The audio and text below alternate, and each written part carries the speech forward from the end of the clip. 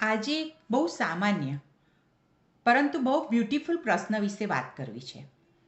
એજ matter કરે છે કે માઇન્ડસેટ? ઘણા લોકો મને કહે છે, હવે મારી ઉંમર થઈ ગઈ છે, હવે શું નવી શરૂઆત કરું? યુવાનો માટે છે આ બધું. પણ એક સાચો પ્રશ્ન પૂછું, તમારી ઉંમર તમને રોકે છે કે તમારું થિંકિંગ? એજ તો માત્ર એક નંબર છે, પણ માઇન્ડસેટ એ ડાયરેક્શન છે. જ્યારે આપણે બાળક હોઈએ છીએ ત્યારે આપણને કોઈ ડર નથી. પડીએ તો ફરી ઊભા થઈએ. પણ ઉંમર વધે એટલે શું થાય? ડર વધે છે. લોકો શું કહેશે એની ચિંતા થાય છે. કમ્ફર્ટ ઝોન મજબૂત થઈ જાય છે. આ ઉંમર નથી, આ માઇન્ડસેટનો બ્લોક છે. ચાલો એક એક્ઝામ્પલ લઈએ. ઘણા લોકો 45-50 પછી કહે છે હવે નહીં થઈ શકે.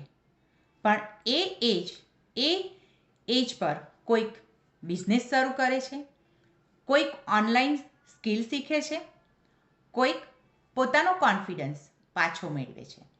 તો ડિફરન્સ શું? એજ સેમ, માઇન્ડસેટ ડિફરન્ટ. માઇન્ડસેટ એટલે શું? માઇન્ડસેટ એટલે શીખવાની તૈયારી, બદલાવ સ્વીકારવાની હિંમત.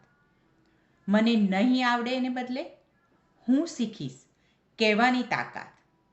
જે વ્યક્તિ કહે છે મને મોબાઈલ નથી આવડતો, એ વ્યક્તિએ ટ્રાય જ નથી કર્યો. અને જે કહે છે નથી આવડતું પણ હું શીખીશ, એ જ ગ્રો કરે છે. આજે વર્લ્ડ ફાસ્ટ બદલાઈ રહ્યું છે.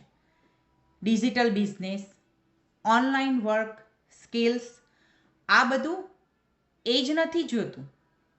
ઇન્ટરનેટ પૂછતું નથી તમારી કેટલી ઉંમર છે, પણ પૂછે છે તમને વેલ્યુ ક્રિએટ આવડે છે કે નહીં. એક વાત સ્પષ્ટ સમજો, એજ તમને લિમિટ નથી કરતી, પણ એક્સક્યુઝ તમને લિમિટ કરે છે. જ્યારે માઇન્ડસેટ ગ્રો થાય છે ત્યારે એજ ઇરિલિવન્ટ બની જાય છે. જો તમે આજે પણ શીખવા તૈયાર છો, જો તમે આજે પણ ગ્રોથ થવા ઈચ્છો છો, જો તમે આજે પણ પોતાને બેટર બનાવવા માંગો છો, તો તમે લેટ નથી, તમે રેડી છો. અંતમાં એટલું જ કહું છું, એજ મેટર નથી કરતી, માઇન્ડસેટ મેટર કરે છે. શરૂઆત આજે કરો. પગલું નાનું હોય તો પણ ચાલે, પણ ડાયરેક્શન સાચી હોવી જોઈએ. અને આ વસ્તુ હું સ્ટ્રોંગલી બિલીવ કરું છું.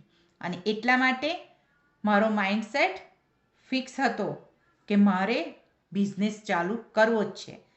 અને હું અત્યારે મારી આ એજમાં મેં business as a digital business owner અને મેન્ટર, હું સક્સેસફુલી આ બિઝનેસ રન કરું છું અને સાથે મારી ફૂલ ટાઈમ જોબ પણ કરું છું. એટલે હું પણ એવું કહું છું કે હા, એજ મેટર નથી કરતી, તમારો માઇન્ડસેટ સૌથી પહેલાં મેટર કરે છે. અને તમે જો માઇન્ડસેટ તમારો હશે તો તમે કંઈ પણ તમારે બિઝનેસ કરવો છે તો એ બિઝનેસ માટે જે ઇન્ફોર્મેશન લેવાની છે ડેફિનેટલી એ તમે લેશો. તમે થિંક કરવામાં રાહ નહીં જુઓ કે તમારો ટાઈમ નહીં બગાડો. તો થેન્ક યુ સો મચ મને સાંભળી એ બદલ.